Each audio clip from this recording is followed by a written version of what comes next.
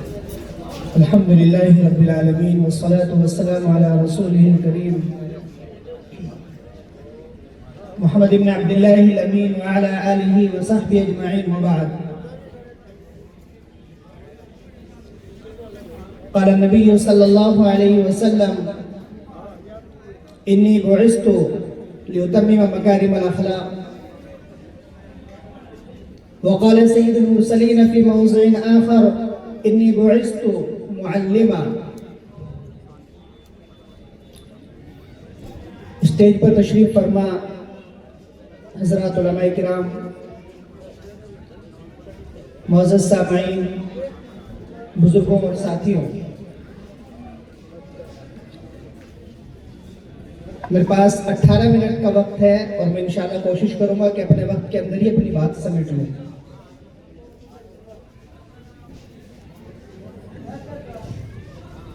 اللہ رب العزت نے جس وقت میں اللہ کے نبی صلی اللہ علیہ وسلم کو نبوت سے سرفراز فرمایا،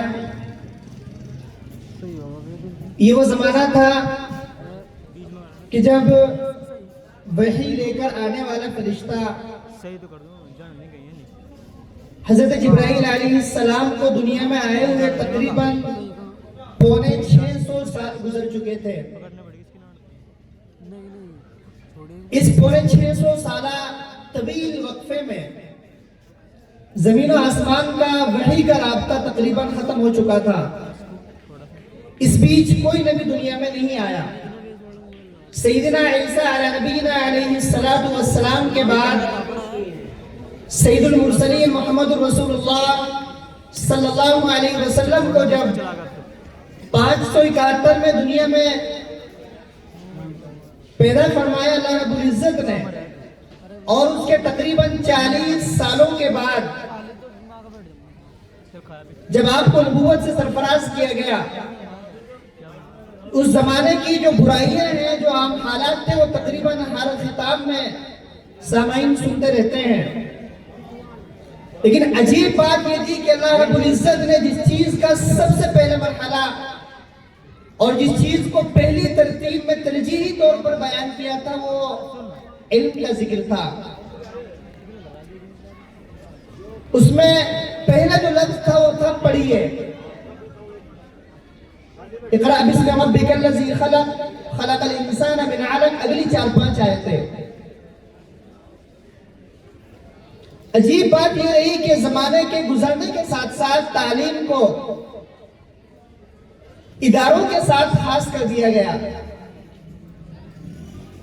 اس کا نتیجہ یہ رہا کہ ماں باپ تقریباً تعلیم سے اپنے آپ کو فارغ سمجھنے لگے. ماں باپ یہ سمجھ کر بے فکر ہو گئے کہ ہمارے بچے کو مدرسے میں چلے گئے اور ہم بے فکر ہیں، مکتب میں چلے گئے ہم بے فکر ہیں، اسکول چلے گئے ہم بے فکر ہیں.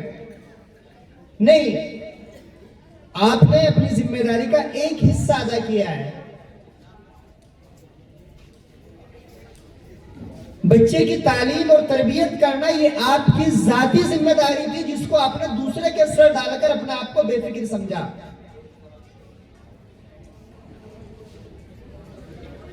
اور عجیب بات یہ ہے کہ محمد رسول اللہ صلی اللہ علیہ وسلم نے گھر کا جو تعلیمی ماحول مسلمانوں کو فراہم کیا تھا، جس کی مثال اس سے پہلے تاریخ میں تقریباً نہیں ملتی کہ گھروں میں بھی تعلیم ہوتی ہوگی. مسلمانوں نے، میں بہت احتیاط کے ساتھ کہہ رہا ہوں، تقریباً اپنے گھروں سے اس بات کو رخصت کر دیا.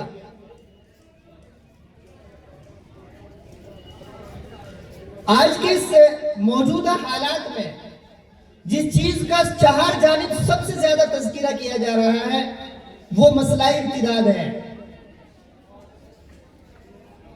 روزانہ کی تقریباً خبر ہے کہ فلاں کی بچی فلاں غیر مسلم کے ساتھ گئی اور اس نے اپنا دھرم بدل کر کے اس کے یہاں شادی کر لی.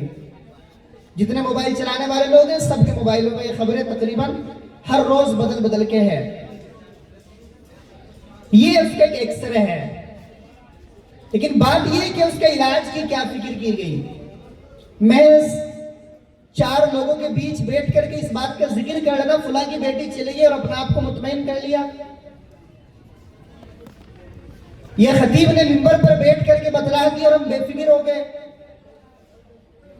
یہ جلسے کے سٹیج پر ہم آئے اور آگر کے سنا کہ فلاں جگہ سے اس طرح کا معاملہ ہوا اور ہم بے فکر ہو گئے. ہم نے اس آنچ کو، اس دیکھتی ہوئی آگ کو اپنے گھروں کے اندر کب محسوس کیا؟ ہم نے ابھی تک یہ سمجھا کہ یہ معاملہ، یہ واقعہ، یہ حادثہ تو فلاں گھر کے ساتھ ہوا تھا، یہ اس شہر کے اندر ہوا، ہم اس سے بری ہیں. وہ وقت بہت دور چلا گیا جب ہم یہ سمجھا کرتے تھے کہ یہ آنچ وہیں تک رہے گی. یہ آنچ اب دیندار گھروں تک پہنچ چکی ہے. پہنچے گی نہیں؟ یہ ان کے گھروں میں بھی پہنچ گئے جو 5 وقت کے پابندی کے نمازی ہیں. یہ ان کے گھروں میں بھی پہنچ گئی جن کے یہاں قرآن کی تعلیم روزانہ ہوتی ہے. یہ ان کے گھروں میں بھی پہنچ گئی جن کے ماتھے پر سجدوں کے نشان ہیں. یہ آگ اور دیکھتی ہوئی آگ ان سب کے گھروں میں تقریباً پہنچ چکی ہیں. معذرت کے ساتھ کسی کی دل آزاری ہو، لیکن حقیقت یہی ہے. غفلت کہاں ہوئی؟ غفلت یہاں سے ہوئی ہے کہ ہم نے اپنے بچوں کی ذمہ داری اپنے اوپر جو سمجھی ہے وہ صرف ان کے کھانا، ان کا پلانا، ان کی دوائی اور دارو کا انتظام، ان کے رہنے سہنے کے لیے مکان کا انتظام، اور آخری درجے میں ان کی شادیوں پر بے تحاشا خرچ کرنا اپنی ذمہ داری سمجھ لیا، اور بس ہم فارغ ہیں.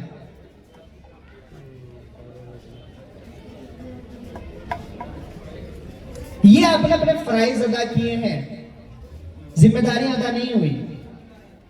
اصل آپ کی ذمہ داری جو آپ کو بحیثیت مربی اپنی اولاد کے لیے بنایا گیا تھا، آپ نے وہ فریضہ چھوڑ دیا ہے. میں بڑے وثوق کے ساتھ پوچھ رہا ہوں کہ قرآن کریم نے جس چیز کو بدترین ظلم قرار دیا، جس چیز کو قرآن حکیم نے کہا کہ اس سے بڑا ظلم دنیا میں نہیں ہے، اس کا ہمارے گھروں میں آخری مرتبہ کب ذکر ہوا تھا؟ ہمارے یہاں ظلم تصور کیا جاتا ہے کسی نے کسی کو مار دیا، کسی کی پٹائی کر دی، کسی کا زمین ہڑپ لی، کسی کے پیسے لوٹ لیے، ظلم کیا. یہ سب چھوٹے ظلم ہیں، یہ ظلم بڑے نہیں ہیں. قرآن نے کہا تھا ان الشرک لظلم عظیم. شرک کرنا اللہ رب العزت کے ساتھ دنیا میں آ کر بدترین ظلم ہے. دنیا میں اس سے بڑا کوئی ظلم نہیں ہے کہ اللہ کے ساتھ کسی کو شریک کیا جائے.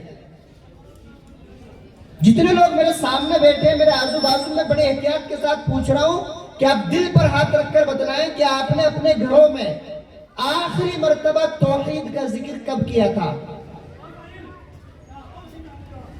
ہاتھ نہ اٹھائیں، بس دل پر ہاتھ رکھ کے اپنے دل سے پوچھیں کہ آپ نے اپنے بچوں کے سامنے آخری مرتبہ توحید کا ذکر کب کیا تھا؟ 1 مہینہ پہلے، 6 مہینے پہلے، 1 سال پہلے؟ یہ جب سے وہ بچہ پیدا ہوا، ہمارا 18 سال کا، 20 سال کا، 50 سال کا ہمارا بچہ اگر ہو گیا ہے، ہم نے اس کے سامنے آج تک اپنے گھر میں بیٹھ کر کے کتنی مرتبہ توحید کا ذکر کیا؟ انگلیوں پہ گنا جا سکتا ہے. گنے آپ انگلیوں پہ آپ نے کتنی مرتبہ گھر پر ذکر کیا؟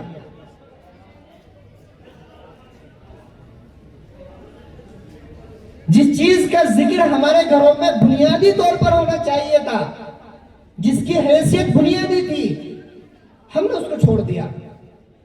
ہم نے اپنے اوقات کو چوراہوں پر گزارنا شروع کر دیا، بیجا مجلسوں میں گزارنا شروع کر دیا. چوراہے آباد ہیں، گھر نہ، بیٹھنے کی جگہ نہیں ہے. آپ کو جن بچوں کو سینے سے لگا کر ان کی تتلی زبان سے باتیں سننا تھی، آپ ان کی توجہ چھوڑ کر کے دوسری جانب چلے گئے. آپ نے اپنی ذمہ داری صرف ایک سمجھی کہ مجھے کما کے لانا ہے، اور یہ کمایا ہوا اس سے زیادہ کبھی کام نہیں آئے گا جب آپ محلے کے اندر اپنا سر اٹھا کر چلنے کے قابل نہیں رہیں گے. آپ کسی بیاہ شادی میں اس وجہ سے شرکت نہیں کریں گے کوئی تانا نہ دے دے مجھے. آپ کسی پروگرام میں اس لیے نہیں جائیں گے کوئی مجھے سر اٹھا کر نہ دیکھ لے کہ یہ فلاں بیٹی کا باپ ہے.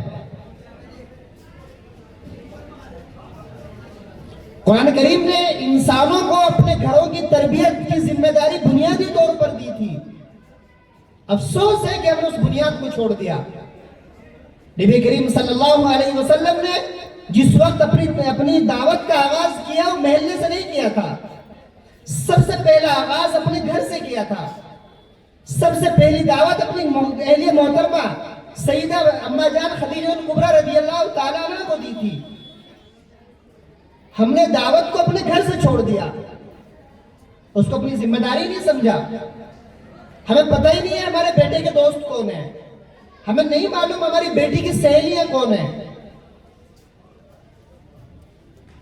جب ہم نے اپنے گھر سے ان تمام چیزوں کو رخصت کر کے اور اپنی ذمہ داری کو صرف اس بات تک محدود کر لیا کہ ہمیں چولہے کا انتظام کرنا ہے, ہمیں کھانے پینے کا انتظام کرنا ہے, تو وہ تو آپ کر رہے ہیں, وہی مل بھی رہا ہے آپ کو, پھر آپ عزت کے متلاشی کیوں ہیں؟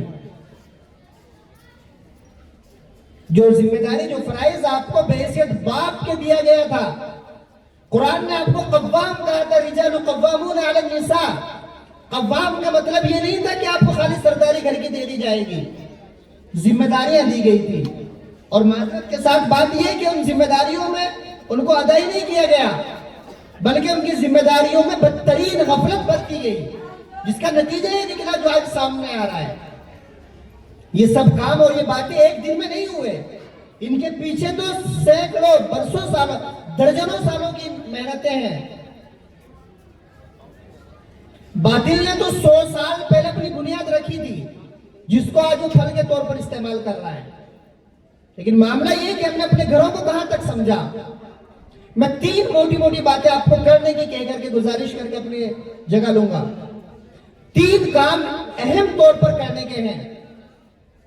آپ کے گھر میں جتنے بچے ہیں وہ چھوٹے ہوں یا بڑے, آپ ہفتے میں کم از کم 1 دن کا یہ معمول بنائیں کہ بچوں کے ساتھ 1 گھنٹہ کم سے کم بیٹھیں گے, ان کی باتوں کو سنیں گے, ان کے سوالوں کے جواب دیں گے, ان کو سمجھائیں گے. اور سمجھانے کا انداز آپ کا ڈکٹیٹر والا ہرگز نہیں ہونا چاہیے, ورنہ کوئی نہیں بیٹھے گا آپ کے پاس. ایک جلاد والا انداز نہیں ہونا چاہیے آپ کے گھر کے اندر آپ کا. آپ محبت کے ساتھ بچوں کو بٹھائیے, ان کی ضروریات کو سمجھیے, ان کے مسائل کو سمجھنے کی کوشش کیجیے, ان کو ترغیب کے طور پر بتلائیے کہ آپ کی حیثیت کیا ہے. مسلمان گھر میں پیدا ہو جانا یہ کوئی کمال نہیں ہے. کمال کی بات یہ کہ اسلام کے ساتھ دنیا سے جانا. توفنی مسلمہ والحقنی بالصالحین. سیدنا یعقوب علیہ السلام نے دعا مانگی تھی. یعقوب علیہ السلام نے اپنے بیٹوں سے پوچھا تھا, میرے انتقال کے بعد آپ کس کی عبادت کرو گے؟ ما تعبدون من بعدی, میں مر جاؤں گا تو میرے بعد کس کی عبادت کرو گے؟ یاد رہے کہ سیدنا یعقوب علیہ السلام نسلوں والے نبی ہیں. سیدنا ابراہیم علیہ السلام نبی ہیں, ان کے بیٹے اسحاق علیہ السلام نبی ہیں, ان کے بیٹے یعقوب علیہ السلام نبی ہیں, ان کے بیٹے سیدنا یوسف علیہ السلام بھی نبی ہیں. 4 پشتے مسلسل نبی ہیں, اور وہ رخصتی کے وقت اپنے بیٹوں سے پوچھ کر کے جا رہے ہیں, ما تعبدون من بعدی, تم میرے بعد کس کو خدا مانو گے؟ تم میرے بعد کس کے سامنے سر جھکاؤ گے؟ تم میرے بعد کس کو معبود مان کر کس کے سامنے عبادت کرو گے؟ یہ وہ سیدنا یعقوب علیہ السلام کا فارمولہ ہمیں تقریباً ہفتے میں 1 مرتبہ اپنی اولاد کے درمیان بیٹھ کر کے ضرور دہرانا چاہیے کہ تم میرے بعد کس کی عبادت کرو گے. دنیا کا کوئی لالچ, دنیا کی کوئی جھوٹی محبت, دنیا کے 2 ٹکوں کی قیمت تمہیں ایمان کے معیار سے نہ اتار سکے.